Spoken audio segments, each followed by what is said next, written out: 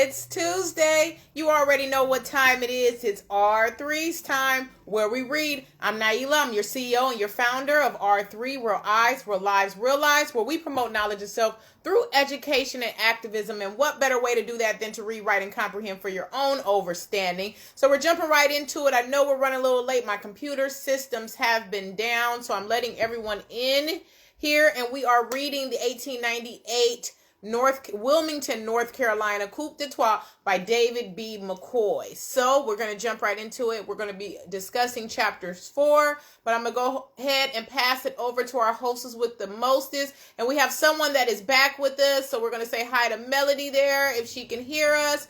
You can't see me because my screen is not working again on my computer, but you always can refer back to the IG if you want to see me live. But I'm going to go ahead and pass it over to the hostess with the mostest. She'll let you know a little bit more. And yeah, here we go. Hello, what's up? Hostess with the mostest here with R3 Book Club. We're discussing 1898 Wilmington, the coup d'etat, where they actually took over a lawfully elected government.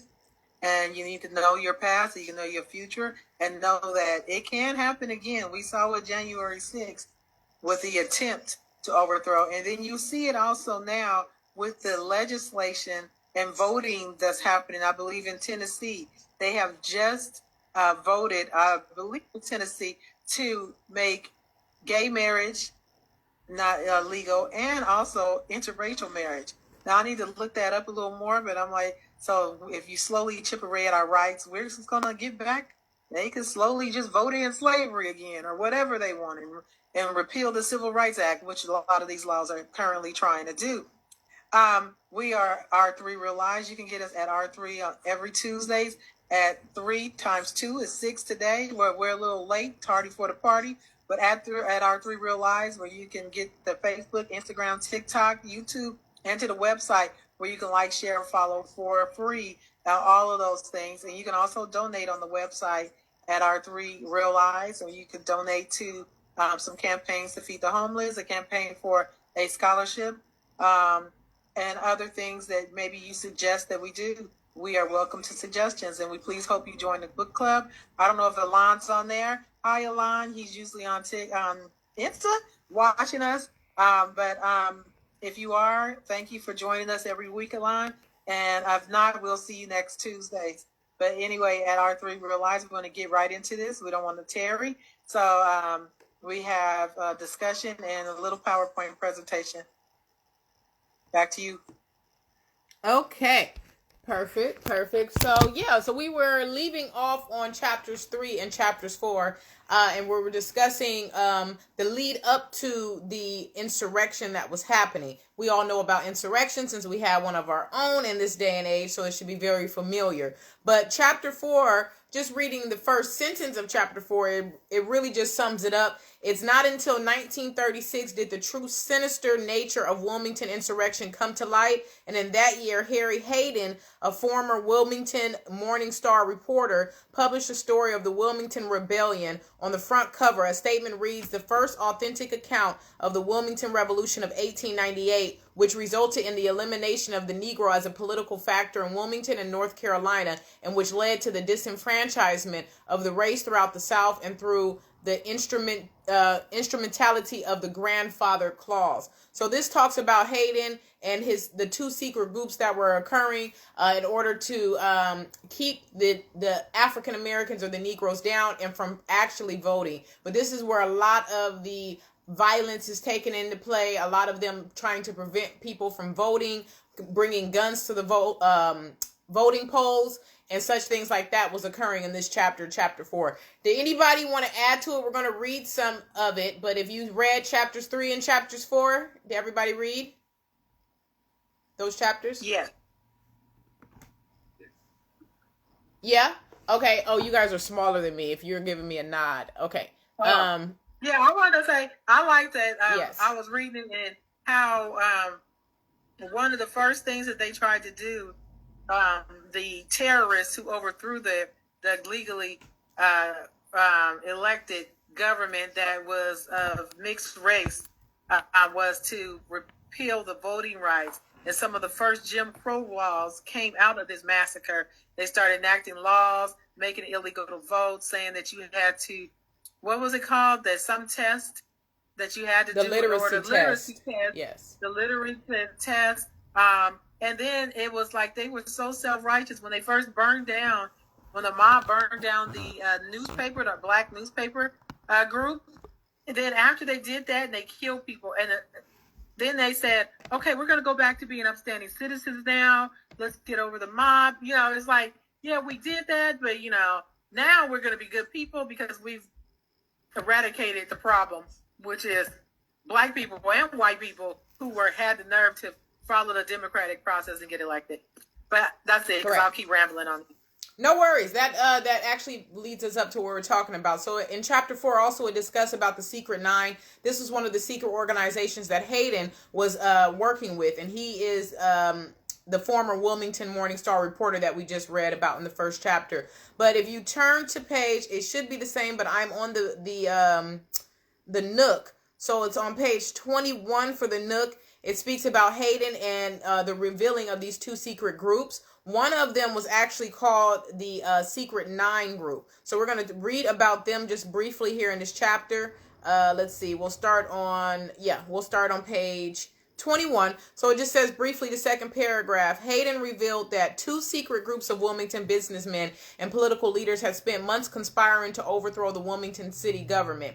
One group, the Secret Nine, accepted the premise that violence was inevitable to restore the government to those to whom it rightfully belonged. It was also assumed Negro suffrage thereafter would be denied. The second group, known as a Group 6, held much of the same views in terms of taking over the government, but less is known about their full intentions. Once the campaign was in full swing, some activities of the Secret Nine and Group 6 appeared to have merged with Simmons' three-pronged plan, the WGU clubs, and the Red Shirts. And remember, the Red Shirts are the moderate Confederacy. These are the people who were actually violent. They're called the Red Shirts because that was their uniform at the time, and they were wearing red as a symbol of their unity in their party against the Negroes, to be exact. So it goes on to say that to prepare for the anticipated riot and to protect their families and property, members of the Secret Nine divided the city in sections, which in turn were divided into wards and then into blocks. And if you think about how we're all pushed into blocks and sections now, it makes it very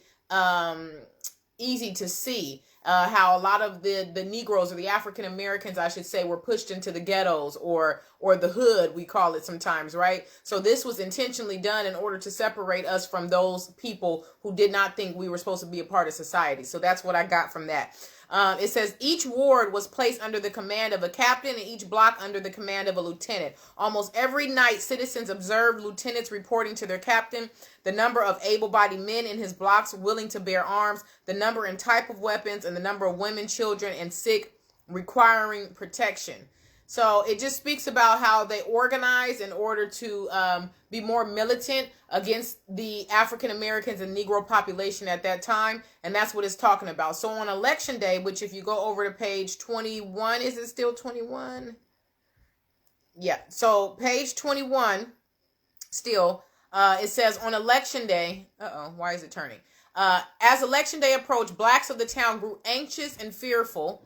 Many blacks tried to buy their own arms, but because arms merchants were all white, blacks found it impossible to buy rifles, guns, or even powder. And remember, I talked about this, about the NRA wanting to keep guns, but also other groups are wanting to stop the guns and say that we shouldn't have it. But in the Constitution, it says it gives you the right to bear arms.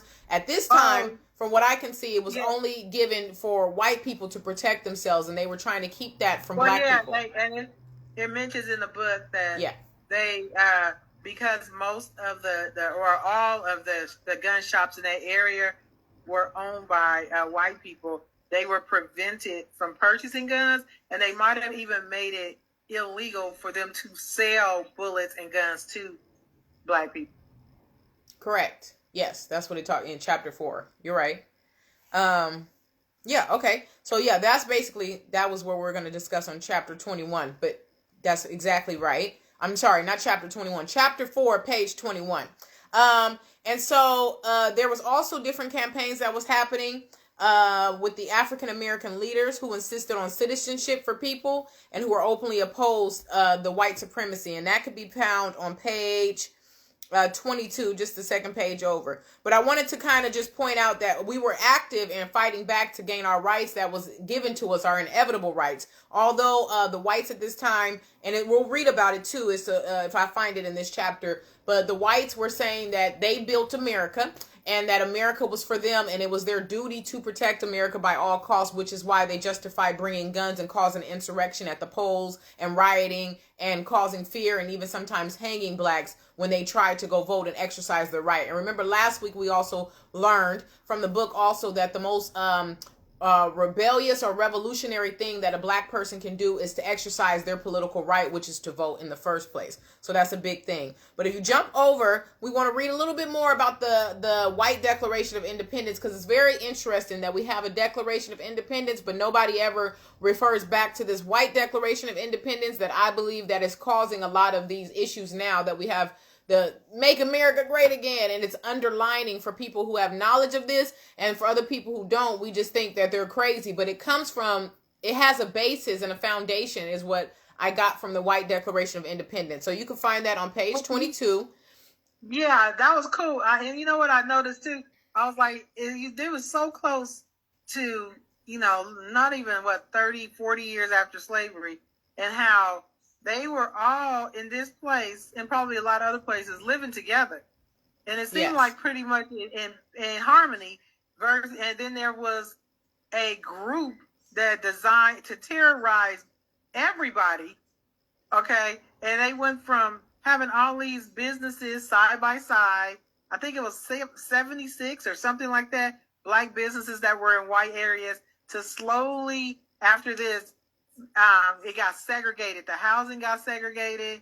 They started slowly moving out, and by the end, I think it was only a few black businesses left because they were being terrorized. And then the whole town ended up suffering from these criminals.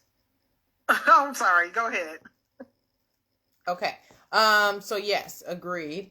So the White Declaration of Independence really points out their stance on not wanting to be ruled. And remember, I'll pull up the slides in a second, but remember they said that they would never be under the boot of the Negroes again, as if we were actually conquering over them and had all this dominion. We were just exercising our right to be skilled laborers, to have businesses, to be able to be in the workforce. They seen that as a problem. And I thought it was interesting because they didn't want paid labor. They wanted free labor. And that was just basically it. We couldn't be paid for it. We needed to be their slaves for it. So the White Declaration of Independence, and also what you're referring to is there were 7 to 4, I believe 7 to 2. So when they started electing the government in Willmington, North Carolina, there were 7 whites in leading positions of mayors, the county clerk, the audit and finance department, even the garbage guy. It was 7 whites, and then there was 2 blacks. So this whole notion that blacks were ruling over the whites is actually debunked, and it was not true. They just had enough people to put them in places of power, but they never outnumbered the whites anyways. But this is the White Declaration of Independence. But the problem was that the people that was in control, those 7 plus 2, were not, I'm not even going to call them sympathizers. They were just human beings that worked with people. They didn't even care. Like, that was the problem. Right. So on page 7, that was the problem. And with the other ones who did not appreciate those 7 allowing and working side by side with these inferior folk. Right. So on page 22, we'll just read a little bit. So the White Declaration of Independence, it says, believing that the Constitution of the United States contemplated a government to be carried out on by an enlightened people, believing that it is framers that did not anticipate the enfranchisement of an ignorant population of African origin, and believing that those men of the state of North Carolina who joined in forming the Union did not contemplate for their descendants subjection to an inferior race. We, the undersigned citizens of the city of Willmington and the county of New Hampshire, do hereby declare that we will no longer be ruled and will never again be ruled by men of African origin. This condition we have in part endured because we felt that the consequences of the war of succession were such as to deprive us of the fair consideration of many of our countrymen. We believe that after more than 30 years, this is no longer the case.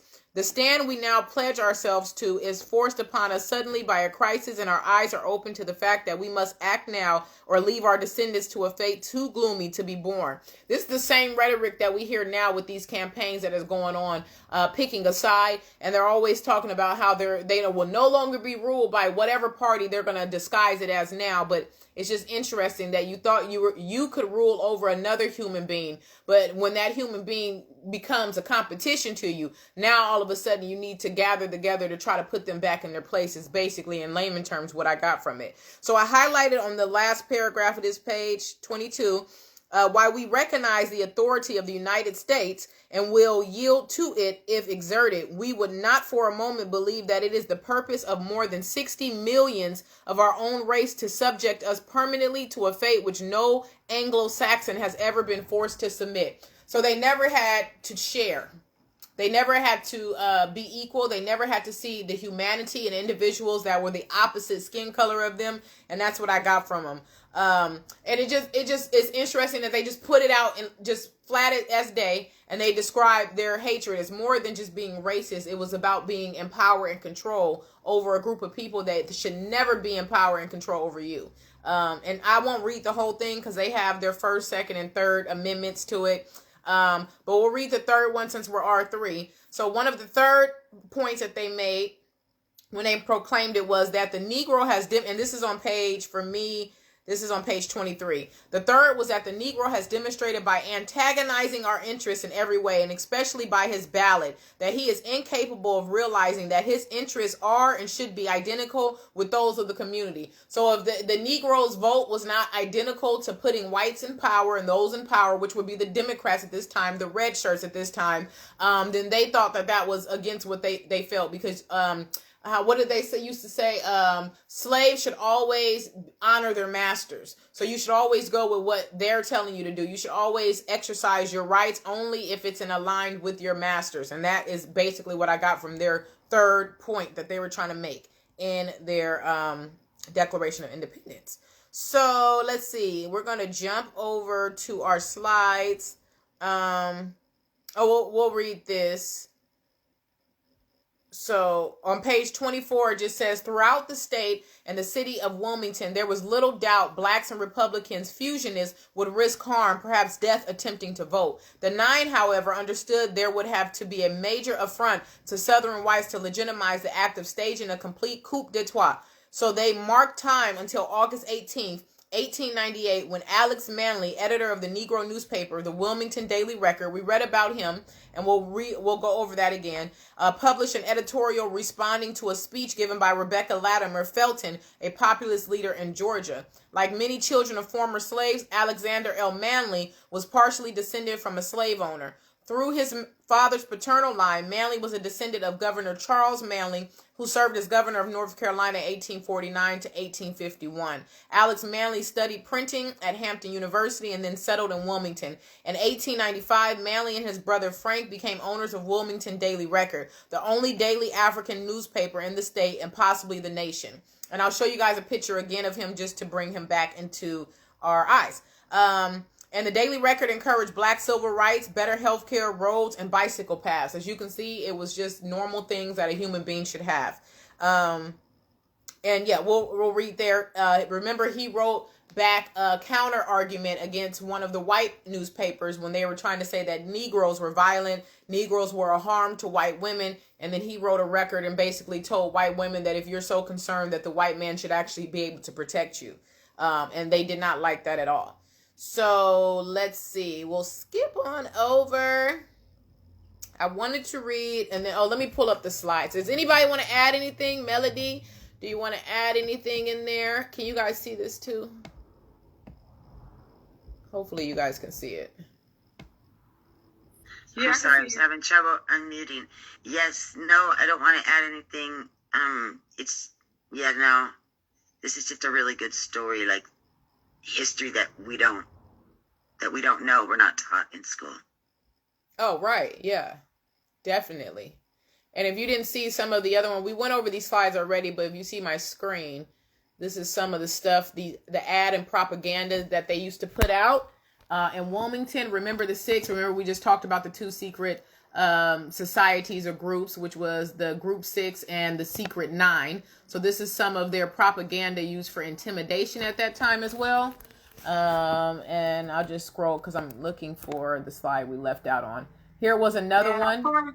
And of course, Melody, just so you know, this is one of Willie's books. Well, yeah, that's why I'm like, oh, you guys are reading Willie's books. I'm back. I'm down with this. Right. So this is the fusion. I can't see anything, by the way. All I see is your is the logo. Oh, it's probably when I'm talking, or can you see it, Mom? Or let me do that again. I can see it. No, now I can't. I can see it just okay. a second ago. It might be. I might be in the corner. If you want to. There we go. Yeah, there we go. I can see it now. Oh, geez, what did I just do? Hey, emails. You're just showing us all your business. There you go. Okay, there you go. Okay, yeah, I can see it. Okay, so where was I? That was one of them.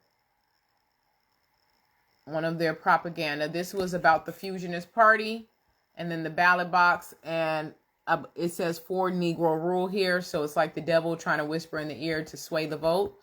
This was another one that was very prominent, is the Negro and the white man. So this is the comments that they made. We'll no longer be under the boot of the Negro, which is not true even to this day. Right, sounds so similar. Right. This is the red shirts. Can't see the color, but that's the black and white. So that's the red shirts. That was their uniforms. And they gathered together to intimidate blacks at the polls, similar to what was happening last election. The red shirts were a precursor to the KKK. Yeah, they were. They were a part of the Confederacy. And this is Alex Manley, the founder of the Willmington Record. So he is the man we just read about, the descendant of what's his name? He was the descendant of a slave, but enslaved, I should say, from a slave owner, I'm sorry, through his father's paternal line, and he was a descendant of Governor Charles Manley, who served as a governor of North Carolina. So that is who he is. And let's see. Okay, it's hard to navigate and hold this phone. This was just another picture of where they used to vote at, but this is another, what would we call it? Like a chant that they would say. They'll never be ruled. Election day. Where did we stop at? Wait, can I hear the chant? Can I hear the chant? I need to hear it. You can read it there. So it says, so this is the day before election. The Democrats would hold a rally. Remember, just for out there, it was switched. So Democrats were for slavery and Republicans were not. But they would hold a rally at this hall here called the Thalian Hall. And they would say that you are Anglo-Saxons, you are armed and prepared, and you will do your duty. Be ready at a moment's notice. Go to the polls tomorrow, and if you find the Negro out voting, tell him to leave the polls. And if he refuses, shoot him down in his tracks. We shall win tomorrow, and if we have to do it with guns, even if we have to do it with guns. And that was written by Alfred Moore Waddell and November 7th. I thought that was very important to put that in the universe so we know what we're dealing with. That's all. Okay. Today. Right. Okay, so we're kind of here. I'll just kind of read this slide. So this slide just talks about the coup, which we were talking about anyway, how it was starting to occur. Even though we left off, chapter 4 starts to discuss 1989, but we just left off reading 1895, I'm sorry. So 2 days after the election on November 10, 1989, violence erupted into what is known now as the Willmington Coup or insurrection. Waddell had scheduled a meeting at the Light Infantry Army and were approximately 500 white men assembled at the meeting. It was anticipated that he would receive the response from the Committee of Colored Citizens. However, their response had not arrived, and Waddell made use of the crowd's furor, leading a procession of men to Manley's press building. And remember, Manley, I just showed you guys. Waddell led them to the daily... Even though he knew he knew what the response was and that he could not deliver it personally because of the mob that was preventing him. So he put it in the mail, and then he was alerted to what the message was going to be. Yes. So Waddell led them to the Daily Record office several blocks away, and the crowd following Waddell grew to about 2,000 people as they moved across town. The men proceeded to break into the building, destroy the printing press, and burn the building to the ground. The whites demanded that Manley and his newspaper cease to publish, that Manley be banned from the community. And that sounds very, very, very familiar to January 6th. But I wanted to read to you what, right? I'm like, they stormed it. They start breaking the windows, breaking in, saying hang Mike Pence, all type of things, even going against their own party. So here's Alex Manley. Did it give us the quote again that he said?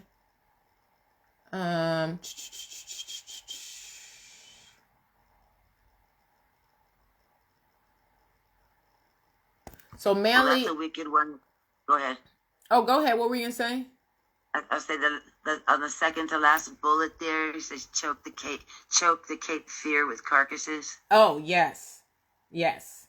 And that was a part of the speech that Waddell was saying. So what we said about, so he was in response to this. So in the racist speech, the white woman supported the lynching of black men who had inappropriate relationships with white women. She cautioned white men to protect white women from such behavior. So Manley, down there at the bottom, he wrote back and was rightfully infuriated by the speech. In his editorial response, he argued that it was white males who were guilty for abusing black females. He also noted that white women might enjoy the company of a black man. And that's what caused them to be outraged and say that he should be banned from being able to write. I just wanted to reiterate that. So here's a picture here of all the press that formed in front of the building we just talked about. To destroy it. The insurrectionists. Sounds familiar, looks familiar. They're all prepared. Yeah, and the fact that they posed. Do you know how long it took to take a picture back then? The cameraman had to come run and set up. They had to put their head underneath a blanket. People had to stand perfectly still. They was on glass film. That anyway. Right. Not to mention how long it takes to herd all those cats into a group. Right. Yeah, right. Okay, we'll actually stop there because this is the end. Yeah, I'm not gonna read that. That will be the next chapters. So, we'll just end here. So November 9th, 1898, emboldened by their election day victory, whites met at Willmington Courthouse the day after the election to place a series of demands on the African American community. Primary among the demands in the document known as the White Declaration of Independence, and we read about it already, was the instant removal from the city of editor Alex Manley and his newspaper. Additional resolutions called for the resignation of the mayor and chief of police of Willmington. Waddell was named to lead the effort of a committee of 25 to effect the document's demands. And they stated that we, the undersigned citizens of the city of Wilmington and County and New Hanover, do hereby declare that we'll no longer be ruled and will never be ruled again by men of African origin, which is not true. And just to find the numbers, this is just them going off. Wilmington's population was here, and by these slight differences, they felt that they were being totally ruled up into the 1890s and before the insurrection happened by blacks. But you can just see that the numbers are not that far apart. But the fact that blacks had more of the population there, even though the whites ruled more. And it's similar. It brought up to me, if you know about South Africa, and it's similar to that of 90% of the population being South African, and the other population would be the Afrikaans. They wanted to have control and power over it, so they started breaking them up into different genres or race, we should call it now to this day.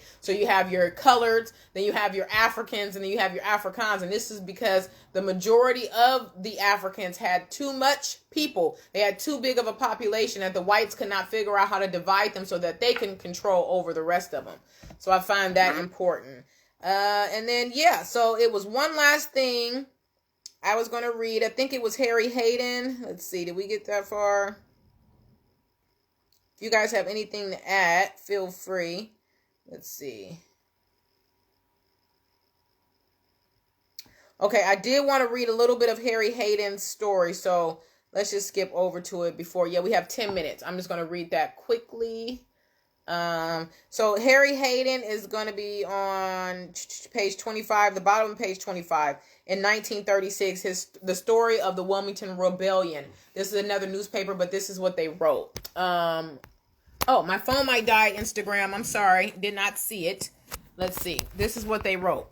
So it says that editorial was the last straw that broke Mr. N's political back in the Southland. The white citizens of Wilmington and North Carolina became enraged over this unwarranted attack by this smart aleck Manley upon the virtue and character of Southern womanhood, which indeed was in flower in the entire Southland. In public, Furnifold Simmons fumed that Manley had dared openly and publicly to assail the virtue of our pure white womanhood. In private, however, Walker Taylor recalls Simmons acknowledging Manley's editorial was a timely gift and the article would make an easy victory for us, and urged us to try and prevent any riot until after election.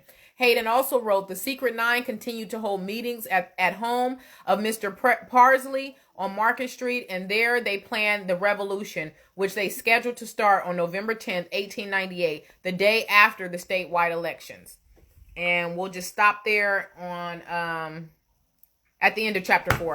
So we got through it. So that is it. And that just kind of sums it up. It's going to lead us into the insurrection. We'll be able to see next week the path they took in order to get to the insurrection. There was riots that were happening. There was fires that was shot. And just remember at that time, the people that were in power, from businessmen to mayors of the city, was 7-2. So it was 7 whites and 2 blacks, but they still had this consensus that black people were ruling over them, and they couldn't take it, and they must stand together, similar to now. But they try to call themselves different parties now. Make America great again is all they say, but how great could it be if it started in slavery? So, yep, I'm Naila. I'm your CEO and your founder of R3, Real Eyes, Real Lives, Real Lives. We are now reading the 1898 Wilmington, North Carolina Coup d'etat by David B. McCoy. I'm going to pass it over to my hostess with the mostest if she has anything to add. And if Melody, you have anything to add, feel free. You guys go ahead. Jump right in. It's on you. Well, I don't think I have anything more to add. Well, I have a lot, but this is how so. We're reading about the 1898 Wilmington Massacre, and it was all about power and money and commerce. That's all this is all about, you know. And you can get us every Tuesdays at 3 at R3 Real Eyes. Just Instagram, TikTok, Facebook, YouTube, and the website, where you can join on the website. You can like, share, and follow on all the platforms. But on the website, you have the opportunity to sign up, and you will be notified of new campaigns that we are currently doing and books that we are reading. You're welcome to join and suggest a book also. But this is a very important story, especially during this political climate. I hope that you guys have voted, because even though you might not think it matters, we've got to exercise our rights, because if you do not, by proxy, you give it to someone else and they're going to vote for you. Okay, so you don't vote, your vote doesn't count, it's somebody else's counting. But anyway, at R3 Real Lives, every Tuesdays, we update the times on our website and on all the platforms. Right now, we're meeting at 6, but I hope to see you next Tuesday. Back to you, kid. Okay, let me turn this around. Okay, perfect. So yeah, make sure you guys read chapters 5, chapter 6, and I'm thinking chapter 7, but we'll just do 5 and 6 for now. I might still go ahead.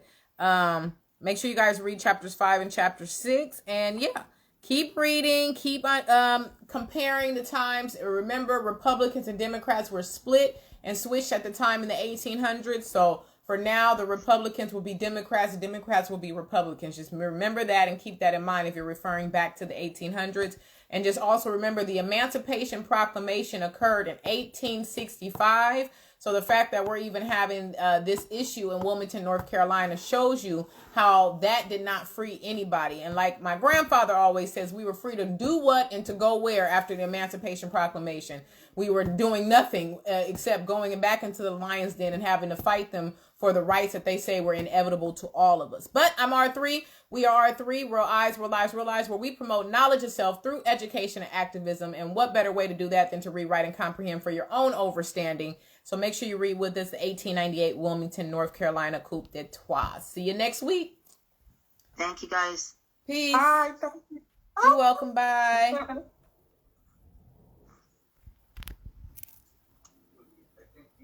Recording stopped.